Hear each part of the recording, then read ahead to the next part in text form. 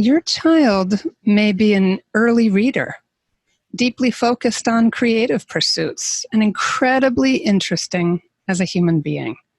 But what happens when that same child struggles with overstimulation, anxiety, or depression? Today's guest is Ginny Kochis, here to discuss homeschooling kids who were wired differently.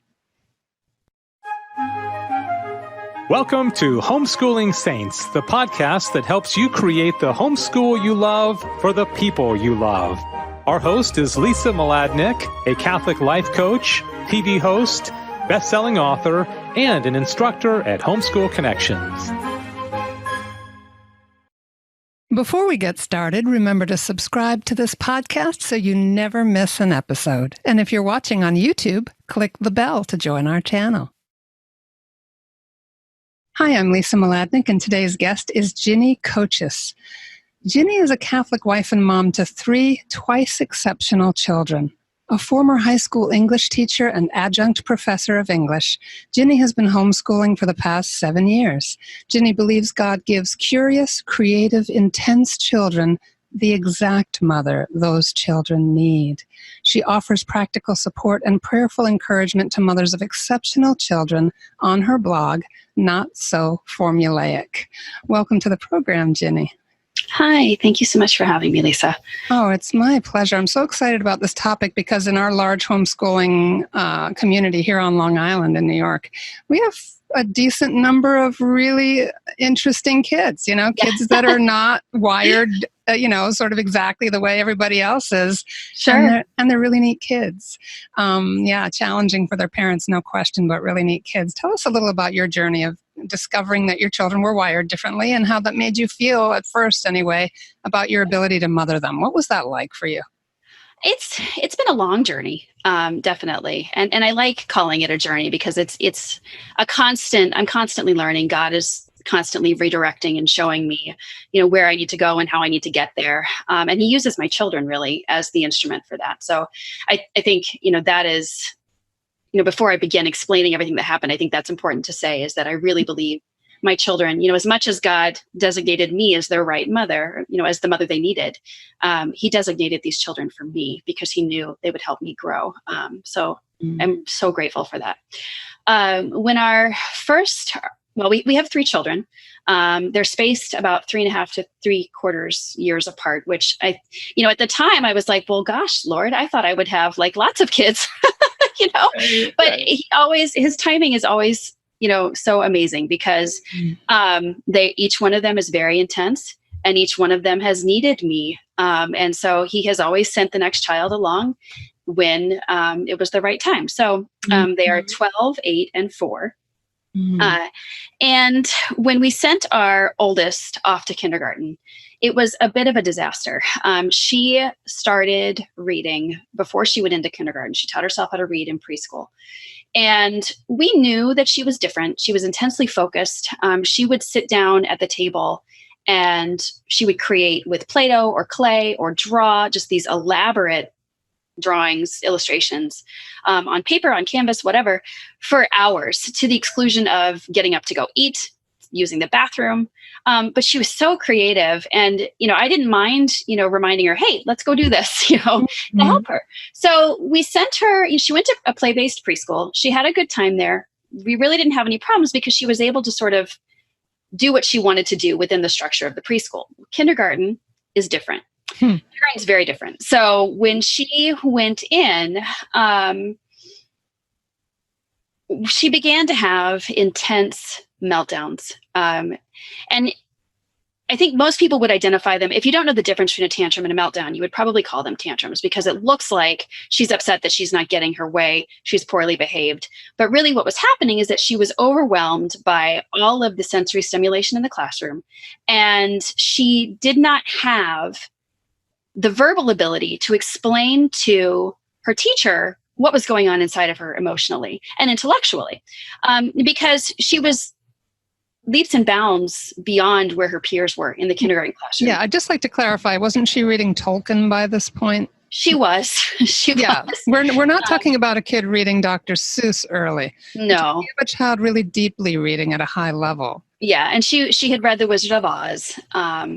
She was reading well, and really had some deep philosophical understandings, which we were just like, oh, this is neat. We didn't really think much of it.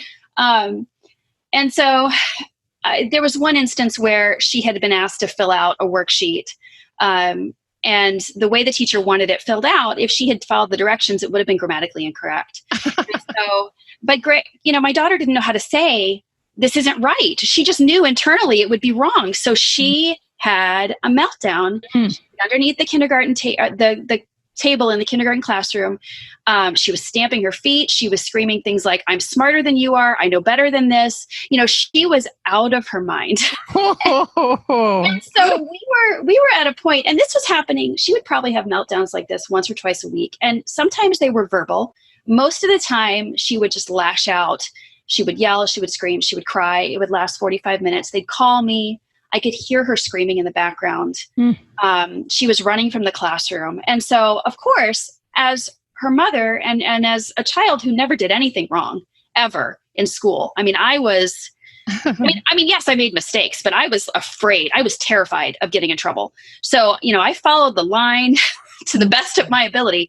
I thought, well, what have I done wrong? I clearly have not done a good job training this child's moral compass. And I remember talking to my mother on the phone and saying, Mom, I'm afraid I'm raising a psychopath. And my mother said, you are not raising a psychopath. You are raising your daughter. And I don't ever want to hear you say that again. And she was right, because through all of the struggles, I was finally able to say, okay, we need to get her an evaluation. Let's figure out what's going on. And when we did the evaluation, they discovered that she has a high IQ. She is highly gifted, and she also has level 1 autism. So when they initially diagnosed her, they put her under the Asperger's umbrella. We didn't necessarily agree with that. So we took her for a second opinion. She was diagnosed with sensory processing disorder. And then that is when I really began to learn more about giftedness and the different wiring that accompanies such intellectual ability. We began homeschooling because we thought about taking her to the public school because we had her in a Catholic school. The Catholic school wasn't really able to provide for her in the way that we wanted. The public school could have, but obviously there were major drawbacks to that. So I decided that we would homeschool. We brought her home. She immediately, within the first month of homeschooling, was flourishing. Her meltdowns were much less. We got involved in our local homeschool co-op, which was really great. She met lots of other kids who were very similar to her, especially we got her involved in an arts and theater and music program. So she's found her tribe. And she's great. She's doing well. And you I'd really just like to just say, Ginny, I'm sorry to interrupt, but that it initially what was kind of a typical thing for a gifted child, which was the sensory processing difficulty, and maybe we need to step people into that a little bit, got her labeled as being on the autism spectrum. And that was not correct. Is that right? Well, here's where things get a little complicated. There are traits of autism that will overlap with giftedness. Now, that does not mean that every gifted child is autistic. That does not mean that every autistic child is gifted, okay? There are similarities in behaviors that will look the same. So there's that part of it, where giftedness can mirror, in some instances, what autism looks like. So the intense focus, the desire to go down rabbit holes, the black and white thinking, the sensitivity to their surroundings, and the sensory, I guess, just input. Now, for my daughter, because she does have sensory processing disorder, that does put her on the spectrum by a bit, because sensory processing disorder is an autistic, I guess it goes along with the spectrum of what's on the autism spectrum. So to simplify things, I typically say now that she does have level 1 autism, just because it's easier than trying to explain. It's sensory processing disorder. Not every child who has sensory processing disorder is on the autism spectrum, but she probably is. I mean, it's complicated.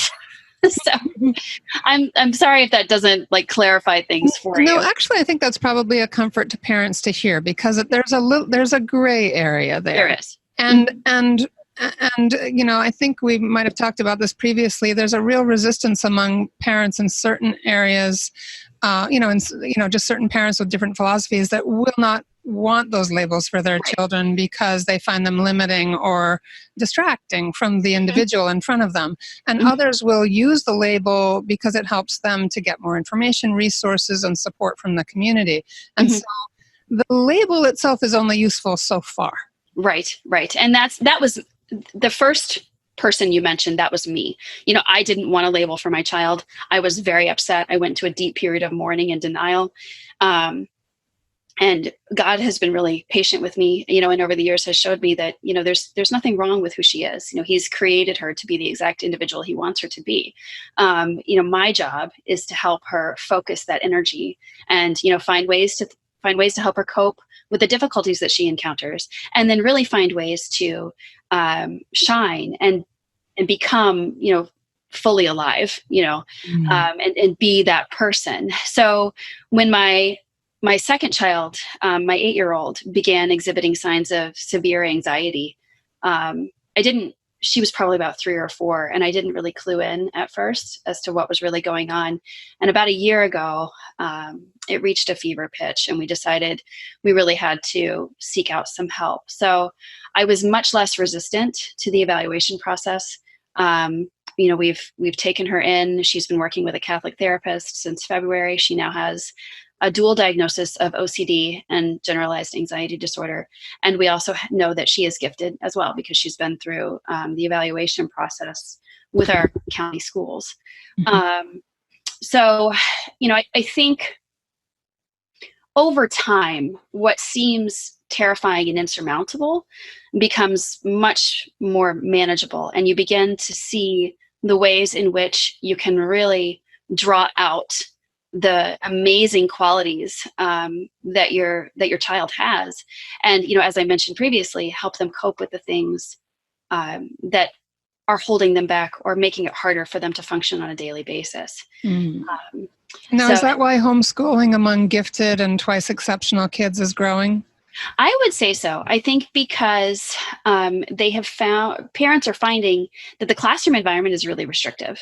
And, as a classroom teacher, I could even see that myself. The kids who truly were the intellectually gifted ones were not always the students who did well in my classroom. They were the kids who had these brilliant ideas in discussion. And when they actually turned in papers, they were amazing.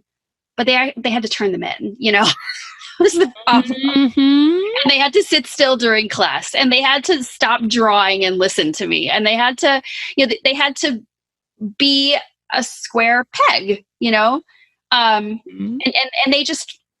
they weren't. They didn't fit the block, they didn't fit the puzzle. And so unfortunately, a lot of those students, some of them managed with C averages. Others of them, ended up leaving the school, or some of them, their moms actually pulled them out and started homeschooling, because it was much easier to handle the absent-minded professor, the intensities, the quirkiness in the home environment, because you can go at your own pace. If you suddenly get obsessed with how a dragon might theoretically work, and you can start studying physics and chemistry and start exploring all those things. Wow.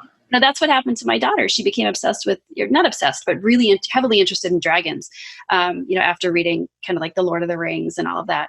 And so, it's carried on to this day. Like this past school year, we were studying chemistry, and she really wanted to know, could potentially a dragon, breathe fire, and what kind of chemical reaction would be required in order for that to happen. So we spent a lot of time discussing that. That's amazing. That's fabulous. Yeah. So Yeah, because it's that intersection between the highly imaginative mind and the need to know, to analyze, to get their hands on something and hold it and be able to grasp it. I just love that intense curiosity. Is just such a beautiful gift. It is. And I think in a classroom, I think, as a former teacher, I come from a long line of teachers. I really believe teachers in schools are doing the best that they can. But when you've got a classroom of 25 or 30 kids, there isn't time for, to let kids embrace that intense creativity or that imaginative nature. So they just don't have the opportunity to let that unfold. So when you come home, and you can pick and choose your classes, and there's so many different options these days of obviously Homeschool Connections, which allows you to take classes at your leisure, and hybrid schools and university models. The flexibility really is great for families raising kids who are gifted or twice exceptional. And maybe we should just stop and define a little bit what we mean by gifted and twice exceptional. Sure. So the definition of gifted is a little difficult because there's no one standard agreed upon definition. It varies depending on where you look. So most people say that gifted is an IQ above 130, but that doesn't, IQ isn't everything. IQ does not cover an individual's artistic ability. It doesn't cover an individual's emotional intelligence. So, for my 8-year-old, she has an exceedingly high emotional quotient. So that's part of what feeds her anxiety, is that she feels what's going on around her. She's our canary in our coal mine, so I know when she's having a hard time, I know it's because there's something going on in the family. So really, there are characteristics that you can recognize giftedness by, and typically it's the intense curiosity, the desire to just learn everything they possibly can about a topic. Usually, early verbal skills are an indicator. Not always, but most of the time.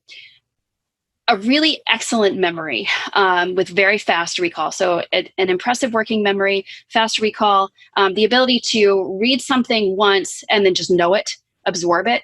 And that's my 4-year-old taught himself to read. He'll be 5 at the end of October. He taught himself to read when he was 3.5, simply by looking at books and listening to books, read to them.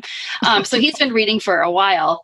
But again, it's that lightning fast memory. And then the vivid imagination, the quick wit, the frequent daydreaming, and even sometimes poor executive functioning skills. So being a total basket case when it comes to organization and knowing where your stuff is, or even just taking care of your personal hygiene. Like I still have to remind my 12-year-old, please go brush your hair, because she just doesn't think about that. Her mind is elsewhere. She just needs a personal assistant. She'll be fine. Yes. Usually the personal assistant is me. So I get a little worried, like what I'm teaching, and that's what I do in my blog. I talk about scaffolding and how you give your kids these tools to go out in the world so they don't fall apart. And then twice exceptionality, that is, it used to be believed that gifted individuals could not have learning difficulties of any kind, that they were always the high achievers who, just did really well. But if you look at Einstein, Einstein was a terrible student. He dropped out of school. They hired a private tutor. He worked for the patent office, really wasn't a very good employee. But when he got into the esoteric realm of the sciences that he was really interested in, you could not hold him back. So most likely Einstein was a twice exceptional, which means that he probably had some form of dyslexia or something a learning difference that made it difficult for him to access a traditional curriculum. So that's what twice exceptionality is. Thank you for putting it that way. A learning difference that makes it difficult to access. How did you put that? A traditional curriculum. A traditional curriculum. Okay, I just wanted to make that point, kind of solidly. They're different. Okay, go ahead. Yeah. So it's any learning difference that keeps a child from accessing a traditional curriculum. So even things like ADHD. or anxiety, which, we deal with at home, depression, which is very common in gifted individuals, the autism spectrum disorders, trying to think, dysgraphia, dyscalculia. And dysgraphia is difficulty with writing? Yes. Mm-hmm. And what's the other one? Dyscalculia is difficulty with numbers. It's like dyslexia, but it focuses on numbers instead of letters. Mm-hmm. And then, apraxia, which is an expressive language disability, or even myself, I have an auditory processing disorder. And interestingly, the more I've learned about my children, the more I've gone back to like my old test scores and said, oh my gosh, like I am my kids. No wonder I have had all these difficulties. Wow. So the journey of self-knowledge as well. That's beautiful. Yes, wow. It's been really interesting. So anyway, yes, sorry, not to corral or derail our discussion. No, not at all. I think that's really important and interesting. I trust the Holy Spirit with this conversation. Yeah. This is so important. Yeah. The human side of it, your own experience is important for other moms to hear. Okay, well, thank you. Mm-hmm. And I think, the thing about defining giftedness and twice exceptionality is that a lot of people, as I mentioned before, they see the high achievers, the kids who are valedictorians, and who, go off to Ivy League schools. And not all of those kids are gifted. They are bright. They are high achieving learners. They know, they have self-motivation. They have these skills to move them forward and to do well in a classroom. Gifted individuals really struggle with, truly gifted individuals really struggle with those kinds of, with those things. Mm-hmm. Now, I mean, true, it's not black and white, and there are, shades of gray on all sides here. But you will find that they're not the academic achievers that you would anticipate them to be. Are gifted or twice exceptional girls typically different than boys in those categories? In terms of the way they learn or typical characteristics, are there any notable differences? It's interesting that you asked me that question. From what I have seen, not beyond the standard gender differences. Mm-hmm. My daughter, my 12-year-old, reminds me of a lot of the gifted guys that I dealt with. Very, not a lot of self-motivation, would prefer to work on the computer and do some coding or do some graphic design work than do her homework. Mm-hmm. So I think, yes, there are differences because girls are girls and boys are boys. And so there's a different way they're going to approach things. I think gifted boys in general really like hands-on. They need a lot of movement. But I find that's the same with gifted girls as well. So I think it really depends on the individual constellation of the wiring. And I think that's why it's so important for me to tell people that, every individual is unique and unrepeatable.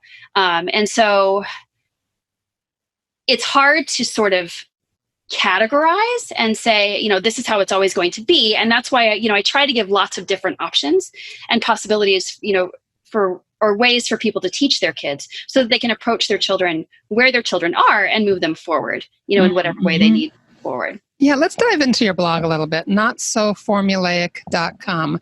You have a community there, and I saw the counter today that you're up to about 3,100 moms and dads who are participating in your community, who are signed up and receiving your messages, the beautiful comments on your blog about just how much it means to people to hear about your journey step by step because they're relating.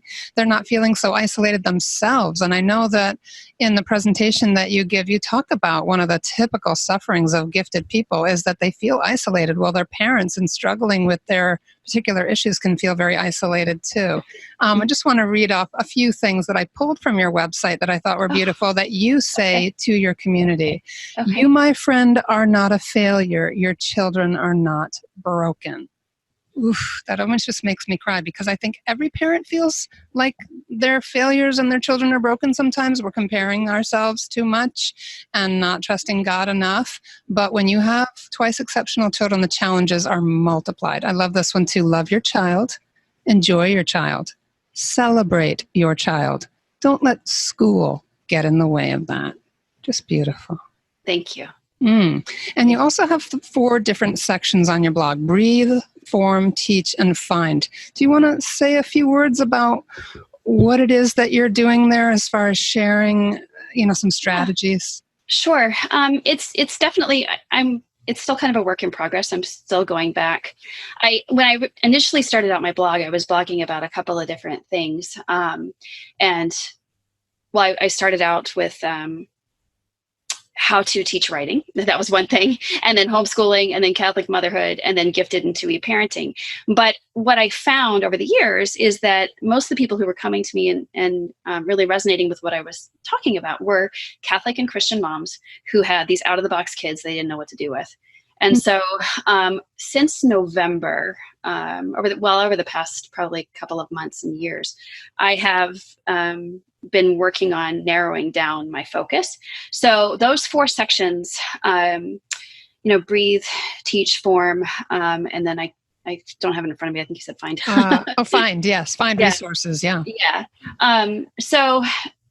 Breathe is all about self-care, how to encourage your own prayer life, to find peace in the Lord and rest in the Lord so that you can parent these children in the right way. And I have a special affinity for St. Zélie Martin, who is the mother of St. Therese. And I think she's blessed now, Blessed Leonie. She may still be venerable. I have to check. But they, Zélie had a really hard time raising those girls. They were super intense and very difficult. And I find such great comfort in reading her writing. And so I want to carry that charism that St. Zélie had, just that distinct trust and knowing that everything will be okay, even though you feel like the world is falling apart. I want to carry that through in that section on my blog. So there's resources there on, how to take care of yourself and how to really, take care of your husband, because, you can't do it alone, obviously. How to find your tribe, all that kind of stuff. And then form, gifted individuals are statistically more likely to walk away from any form of faith or religion than the average individual. A lot of it has to do with the desire to understand things to their fullest extent, to have logical answers, to really grasp the knowledge and have concrete things to hold on to in their search for faith. And so what a gift that we have the Catholic faith, because that is what Catholicism offers us. I mean, it offers us faith and reason. And we have there's so many books and resources from the saints and doctors of the church and the catechism. So the form section of my website focuses on how to correctly form catechetically your children so that you're raising solid Catholics who go on to really use the gifts that God has given them in the most positive way possible. Wow. That's beautiful. Thank you. And so then teach has to do with homeschooling. So how are you going to homeschool these kids? And even if you're not homeschooling, because I actually do have a large population of readers who have their children in traditional school, how to enrich their education. I think a lot of people think you're either a homeschooler or you're a traditional schooler. Well, there's actually a lot of, again, gray area, because we are children's primary educators. So a lot of the things that I write about as it pertains to gifted homeschooling, you can do these things at home after school, so there's lots of resources there for, how to help them write more effectively, because gifted kids really, there are a lot of gifted kids who don't like writing or don't like writing specific ways. So there's resources there for that. There's great, there's curricular reviews, activities and things that you can do at home to, engage your children. And also, how to keep your kids organized and from, how to help them stay on top of their schoolwork. And then finally, the resources section, that is for moms. Well, I will have a section on recommended books, parenting books, recommended resources that I really like, websites. I really love Pink Salt Riot and Kindred Forest. They're 2 jewelry retailers who have a lot of items, just small like bracelets and things. Like I have a bracelet with a Zaley Martin medal on it, and I wear it all the time. Because then when the kids are struggling, I can just look down and say, okay, Zaley, pray for me, help me, help me do this. So yeah, that's, and also in that section, I have a line of toolkits. So they're basically resources that parents can use that give them practical answers for problems that they have. So the first one that I released is on how to choose your child's patron saint. Now, a lot of people already, have patron saints for their kids, but this kind of takes into account their temperament, their gifts, their abilities, and it's got all these different saints that you can, choose from, and it's a workbook essentially. And then next week I have one coming out on executive functioning skills to help people help their kids stay organized and, how to help around the house and stay focused. So that's what that section is for. Wow, just beautiful and rich. So much going on there, and there's a list of websites there too that you recommend. And we'll just send everybody to your blog, because rather than try to, there's put just it all on the show page, there's so much to be found at notsoformulaic.com. Just as far as wrapping up, we've talked a little bit about strategies. We've talked about how to identify giftedness in twice exceptional children, some of the myths and some of the confusion about learning disabilities and things like that. Our kids are pretty complicated, aren't they? They are. Yeah. Any final thoughts for our listeners? I think it's important to realize a lot of people are afraid of being able to homeschool a gifted child or a 2E child because they don't think they have the tools necessary. And the truth is, we all do. Because God wouldn't give us these kids if he didn't think that we could do it. And I think when you go into homeschooling a gifted or 2E child, you have to look at yourself as a facilitator and not so much the teacher, because, you have to provide the pathway for all the things that they want to learn, and then let them go, let them explore, let them do, and then give them course correction along the way. So like if you're going to take this project on, how much your child can handle. So, if you want to say, okay, you have this book to read and I'm going to give you time to do that, and just let them go and do it, and you trust that they'll get the book done, then great. You don't have to constantly be on top of them. Or if you have a child who really needs a little bit more, you can break it into chunks. I mean, it's just very, you're the facilitator to their exploration and their learning. And they'll let you know, they'll say, look, this is not jazzing me. I need something different. And, right. And you can, you can work on that and follow those rabbit holes and give them, all of the experiential learning that they crave. So, and you mentioned that Einstein finally started to thrive intellectually with a tutor. I mean, sometimes a child who gets lost in a group as far as being instructed and maybe starts to daydream and get distracted and draw, will maybe just out of that empathic, sensitive, emotional intelligence be more responsive one-on-one to another human being and feel a little more captivated. Yeah, definitely. And so that's the other thing is, thank you for reminding me of that. You don't have to do everything. You can find somebody who has that kindred interest, and that's one of the things that's really helped my eldest is she loves theater. She really loves theater. So we found a program. It's not distinctly Christian, but it's heavily Christian and Catholic. There's a lot of us there. And so she's found some mentors who have really brought out the best in her. And so, there are people, who can work really well with your children. You just have to know the right places to find them. So. Beautiful. Well, I really believe that this conversation is a blessing to many, Ginny. Thank you so much for time on a very busy day. Sure. And we're just so grateful for all that you're doing for so many families, for moms and dads struggling in this homeschooling journey to help their twice exceptional children to thrive, to be fully alive, to be the people that God intends them to be. Just such a worthy work that you are about. Thank you. We thank you. All right, everybody. And this has been Ginny Kochis is our guest today, and she's found at notsoformulaic.com. And if you're like me and not gifted in spelling, formulaic is FORMULAIC, so notsoformulaic.com. And please stay tuned for our short feature coming right up.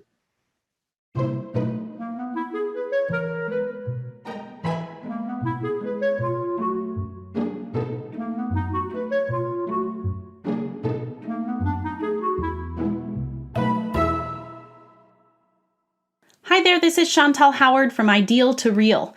I've made it my goal to help pious aspirations come to life more easily in everyday living.